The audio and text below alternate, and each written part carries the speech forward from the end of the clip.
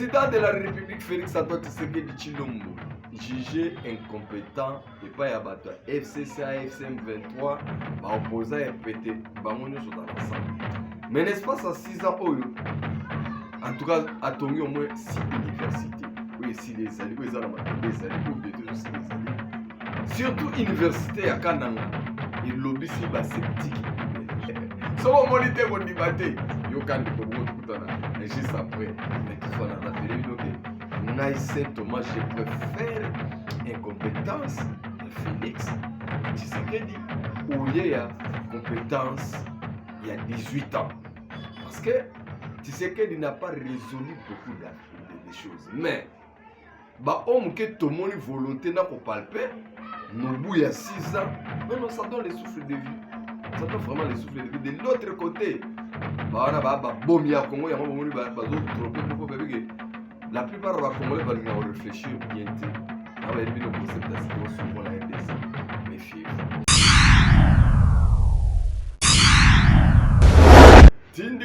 Tindika Télévision sur le moniteur du matin, bienvenue magazine, bienvenue à moi là, avec Saint-Thomas. La cadre toujours il y a Bolimo et Congolais, va Congolais tous allés ensemble déjà. Je n'ai pas merci les faits qui sont de merci. Yolanda Kanga et le rôle Léo Munzadi. Na vie la rate Makolé chez Maman Laurence. En tout cas, bienvenue Maman Yohan Trobo Sanayote.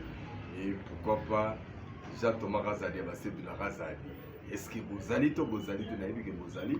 Tous allés ensemble, on se la masolo et on peut canaliser l'actualité. Nicolo yo, nazomona ba Congolais nyonso, la plupart surtout dans les réseaux sociaux pour critiquer Mineta na biso, l'affaire étrangère, les sous naeka kapo azana zemi. Moi ça moi si abatute. Puis beaucoup de paroles en bosso. Tous allés à bazoba des fois boye pourquoi? Pour nani ni boye. Bandeko, c'est comme maman na yana lobi.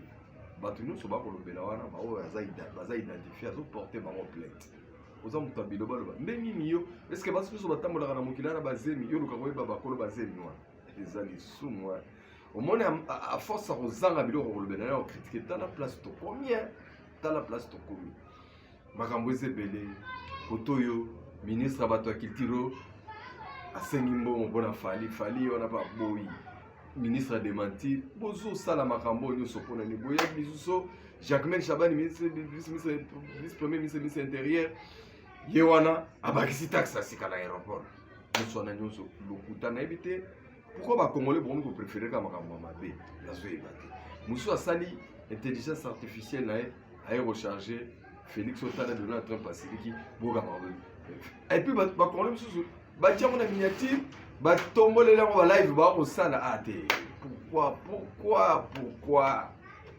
voilà pourquoi on a lobaka ba tebele ba commissaire ignorance raison dans beaucoup cannabis c'est de ça qu'il s'agit tout ça na côté muso ko kimela te ba sango ezali bien à côté ya est en tout cas évolution ça makasi parce que jusque là ba wazalé de basala musala siko ba congolais o ba zwaki bango na M23 na makasi pe belé ba mimaki bango la plupart baromi ko kima baza ko ya en masse pe baromi mon kate za ko sala de nzale leki alors tu éviter film on a ndenge bandi bo tu éviter to côté que de ko mais bo ça la chronologie oh le prophète Moïse nyengela pese ki je salue à passer là-bas qui octobre novembre décembre le ronini ko lega mingi to sambela mingi pour na école au Congo pe to sambela pour la mkonza mboka parce que c'est très important na eleko to sali ndeni ni bino bozo ba congolais ba ko sabi ko ba longola mokonzo ya bino mais bato bazo tindika bino longola mokonzo ya bino ba ngomoko basali plus de 20 ans plus de 25 ans dans pouvoir surtout Kagame na Museveni et c'est baza ba donner à l'essor en Afrique centrale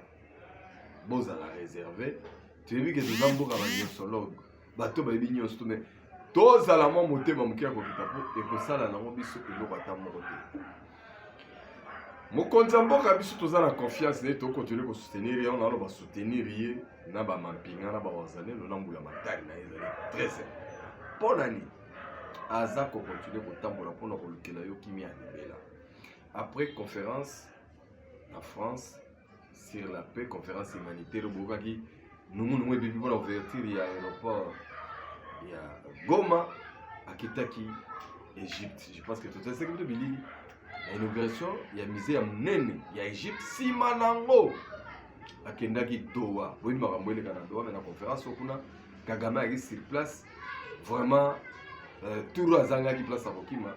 Mais là on a quand même photo de famille. Kagame bazaka kotia na première ligne, Kagame comme zala na troisième ligne. Fatia comme zala na première ligne. Que bande de konanga congolais yo mutoko misa ignorance raison. Tout est communicationnel. S'il vous plaît. Faut beaucoup na rambo bien. Alors Sima ya Doha, avec Doha kuna makambo kala mingi te zo koma na suka parce que on s'approche déjà pardon vers le 13 novembre. Donc je pense qu'ils vont comprendre parce que la fois passée délégation à Congo, la délégation à Rwanda, Boutani dans Washington, ma solo, ma préparation fait bien. Alors, sauf contre-temps, on va imposer la paix. On va imposer les signatures. Mais na makambo ekoya, le plus grand perdant selon ma rumeur, c'est M23 le plus grand perdant. Bolanda bazali les autres et l'autre. Alors après Doha, Mokozamboka Akitaki na Belém, na Brésil, na COP 30, Maramotali, réchauffement climatique, la solution na Maramozamikuna, na Mboka, il y a président Lula, na Brésil. Est-ce que Mokozamboka y a un Makito, en tout cas, Rachel Foutou, il y a Céline la communication, Tindika na Bisoto Mona, Fachi, na Brésil, Bayambi Ndengeni, na Komakini, Tindika Biso Léon Mounzadi, alors bien. Et puis tout le temps, c'est parti.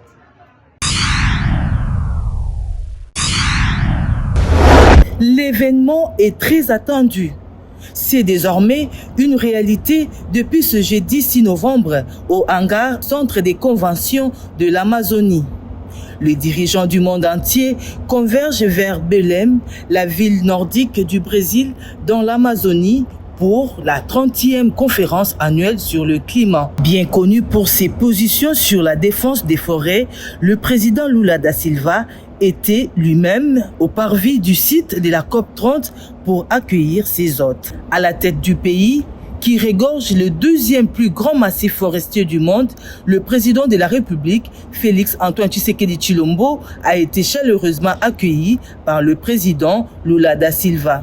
Les deux dirigeants, en première ligne au front pour la défense de leurs forêts, ont été parmi les premiers à prendre la parole en plénière. Le président Lula a défendu le multilatéralisme et déclaré que son pays, le Brésil, souhaite profiter de la COP 30 pour lancer le Tropical Forest Forever Facility, entendez la facilité perpétuelle des forêts tropicales. Dans une allocution claire et concise, le chef de l'État a d'emblée affirmé qu'en organisant la COP 30 à Belém, le message est clair, à savoir l'avenir de l'humanité dépend en grande partie des forêts. Après avoir rappelé le rôle que la RDC entend jouer en tant que pays solution, le chef de l'État a dénoncé les génocides et l'écocide dont est victime la RDC de la part des agresseurs rwandais. Je voudrais avant toute chose exprimer au nom du peuple congolais ma gratitude au président Luis Ignacio da Silva et au peuple brésilien pour leur hospitalité. Le choix symbolique du Brésil d'accueillir cette 30e conférence des partis ici à Belém, au cœur de l'Amazonie. En effet, Belém est un message. L'avenir de l'humanité dépend en grande partie des forêts. Durant ces 2 jours du sommet, le chef de l'État va poursuivre son plaidoyer dans des groupes thématiques et dans une série de rencontres bilatérales. En plus du tête-à-tête avec son homologue Lula, il devrait participer au lancement par le Brésil du Fonds pour les forêts tropicales éternelles.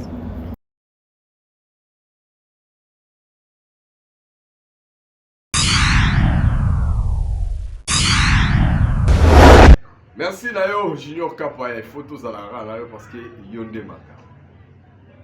Président de la République Félix Antoine Tshisekedi Tshilombo, jugé incompétent et pas yabato FCCA FCM 23, bah opposant et pété, bah on est dans l'ensemble.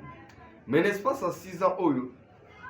En tout cas, à Tongi au moins 6 universités. Oui, si les alliés, oui, ça n'a pas les alliés, ou bientôt aussi les alliés. Surtout université à Kananga. Et lobby si ba sceptique bilobela. Ndeko na roche la binoye. azalaka ancien gouverneur ya province ya Kasai.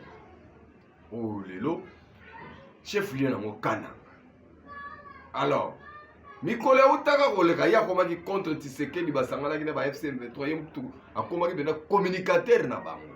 Mais curieusement le monsieur a commencé à changer de langage na tieranga bino période moko ba balanda kanga a s'attaquer na Péro Luara pour la relaxer que Tshisekedi a commis difficile pour déboulonner Tshisekedi ndengeni pour déjà premièrement Tshisekedi koto abi azajana ba qatarien azajana ba milliardaire ana batu ya ndenge na ndenge. Alors lokola sana batu ya ndenge na ndenge esengeli sikoyo kuluka magie mususu Tshisekedi ana ba américain ana ba qatarien donc ba projet zebele ba investir ba mbungu façon de boloba Tshisekedi akende nanga bana crédibilité tchela la binoye mais lelo ayeli susu tchela binoye cette fois-ci aye kondima université ya Kananga façon eza bijou eza kitoko soko monite kondima te yo kande ko bongo tukutana juste après mais toutefois na rappeler bino que ngai Saint Thomas je préfère incompétence ya Félix Tshisekedi au lieu ya compétence il y a 18 ans parce que Tshisekedi n'a pas résolu beaucoup de choses mais ba homme que tout le monde volonté n'a pas palpé nos bouts il y a 6 ans non ça donne les souffles de vie ça donne vraiment les souffles de vie de l'autre côté bah on a ba bomia Congo ya bomoni ba zo tromper la plupart des Congolais vont réfléchir bien là va éliminer le concept assez souvent la RDC méfiez-vous méfiez-vous alors Tolanda Kabasubabo ancien gouverneur ya Kananga ya Kasai kuna ndenga za kokamwa université Fachi Beton Kwantombolo atongi na Kani kapa tindika biso.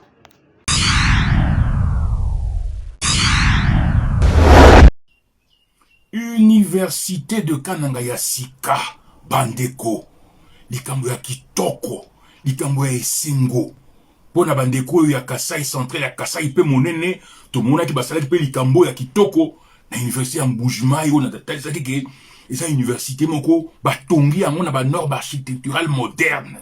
Université de Kananga bandeko za wabinga lopoto une merveille architecturale oyo babengi na lopoto véritable percée historique en modernisation urbanistique bandeko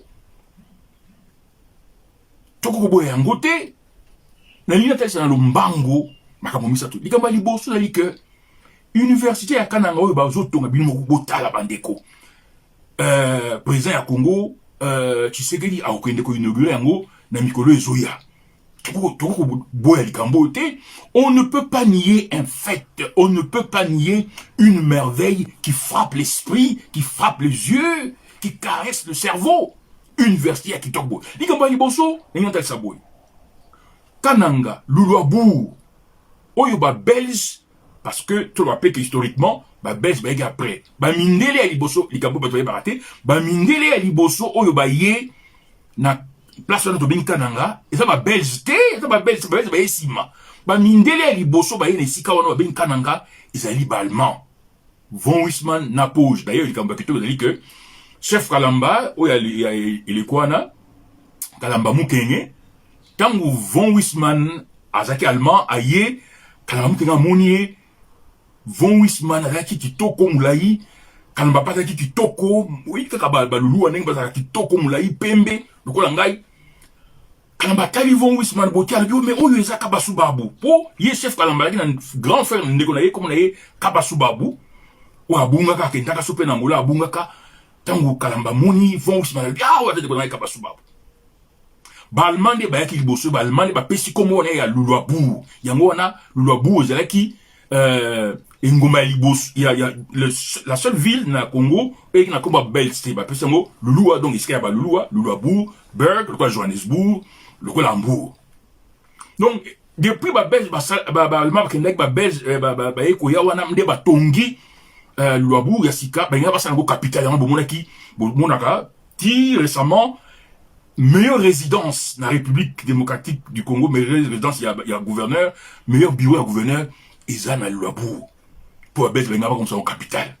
Donc, depuis Babels, donc Allemand, Babels, Batongi Luabu, Mobutu, le quoi Malonga, Tongaki na Luabu, Ezali Kakao et le quoi Papa Chomu Gilbert, la piste d'ailleurs famille na Mbote, Bananaye, Nyonso, Libota Naye, Nyonso Pete Mbote. Et le quoi Malonga, ou Tongaki na Luabu, Nakananga, Ezali Kaka, station, il y a régi des eaux à l'Ekwana.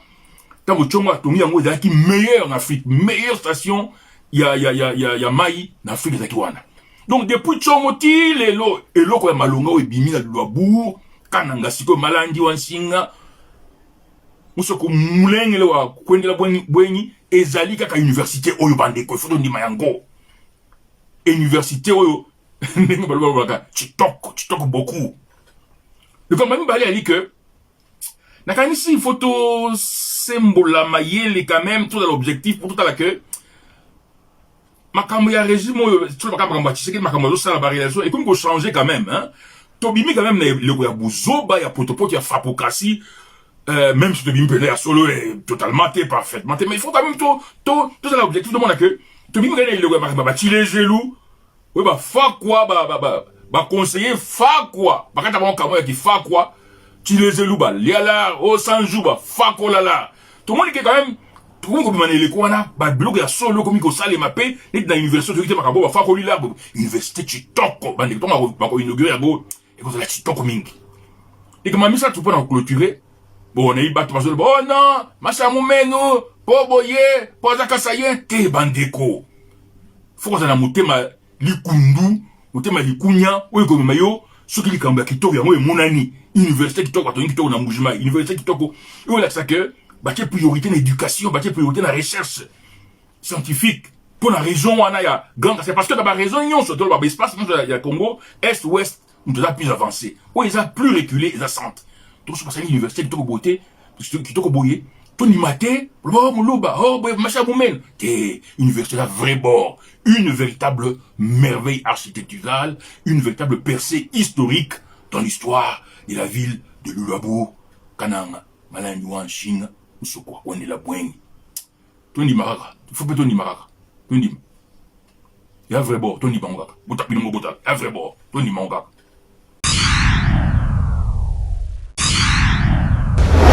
Voilà. En tout cas, nous ne sommes pas les IDPS. IDPS c'est autant qu'on peut savoir image et unité. Congrès va le faire en décembre. Il paraît aux alana moins maintenant on a eu la précision vraie. Mais Batumusu Sobayaki wana quelques-uns parmi eux des ordres bannis. Étant donné que la partie va passer en suspension. Suspension c'est à l'interne, il y a une suspension dans les réseaux sociaux. On dit que bon suspension bato ba photo ya kala ba papa na bango ba fondateur IDPS ba dimisi eux bon ils ont ba bon feto mais dans l'entretemps IDPS logo les alaka parti à monnaie parti à masse et que tout le monde a droit au chapitre ba candidat va déjà se manifester pour na soki congrès et koti ba mo bazala ba candidat président intérimaire ya IDPS. Ce qui est étonnant, DG adjoint Yamaramou Itali, salubrité, Nakomboya, fils Mkoko s'est prononcé comme candidat. Bolobini, au bandit qu'on s'est remballé, on a notre élection salamité. Bon, est-ce que celui va voter?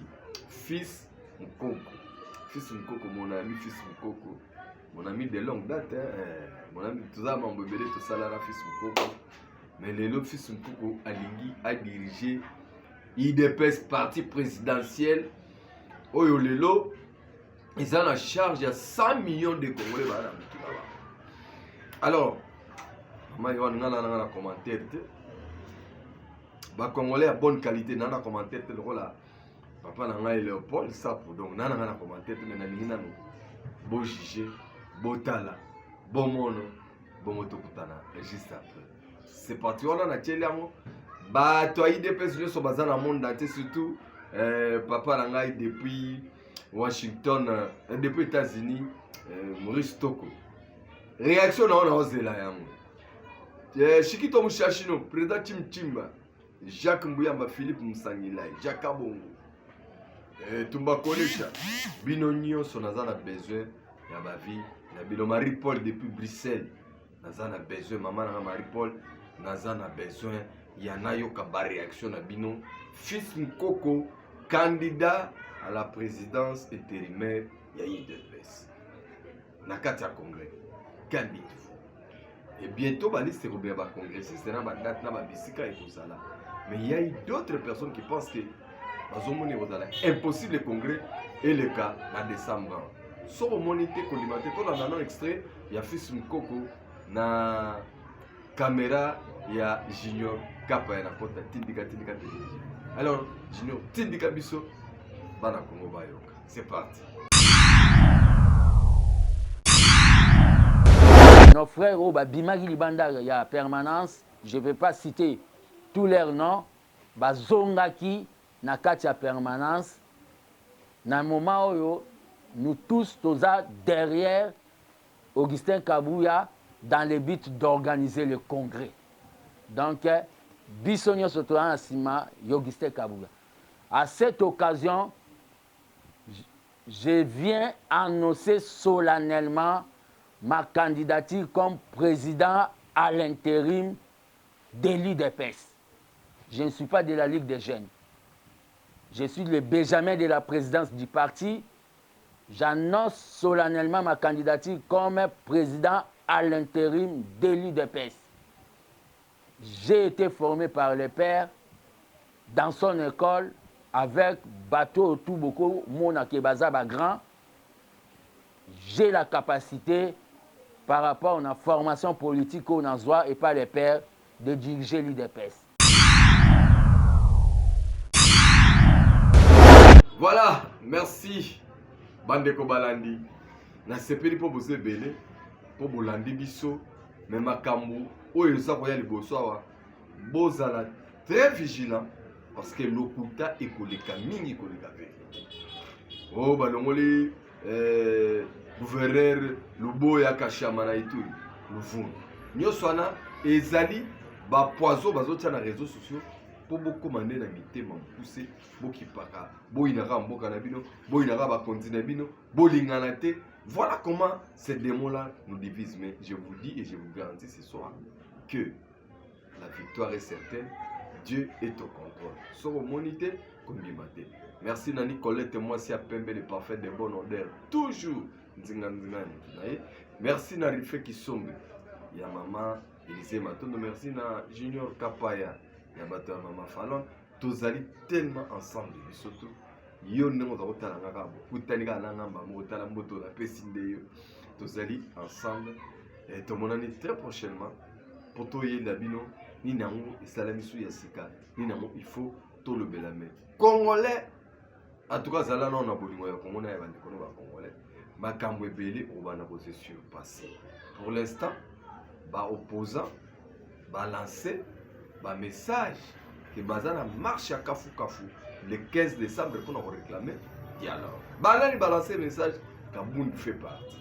Est-ce que Kabound sera suivi à mobiliser foule nenga zalaka na IDPS parce que batebele bamona kanga mabe période dans zaka kolobela makama constant mutamba ke batu nyonso bazoki no sala ba retraite batu nyonso baki no lalaka ko sala ba veille na ndako constant mutamba ezali biloko loyenge bolingo ya mino ya bi ezali bosunga constant mutamba zana na avocat makasi ba défendre akoma place akomiana puisque tant akoma place wana akoma ye moko batebele ba kobosa na bango ba l'occuper te tala lelo ya constant mutamba même pas 3 mois apparemment nie siko bomona kanga mabe ponani ngai nazaki ndiko prévenir bino na oyo ekoki koya. Pourquoi vous m'avez attaqué bandeko na diaspora atako ina Tshisekedi yango makambo so no leka pa Tshisekedi zaka ya mabe kasi batu na bino ngolobaki baoya bakomi wa oh kapa ya merci à monsieur Sili en tout cas qu'on a battu la ba congolais à bonne qualité et puis la battu la bango ba botana bango ngai tozali ensemble pour moi na la cabine ezate très prochainement tozala sous la même chaîne même heure pour le moment en tout cas bozala ba soin na bino parce que makambo ezana ibele et surtout que senga na nzambe ozala vivant ndenge tolobaka soko monité kondimate bye bye.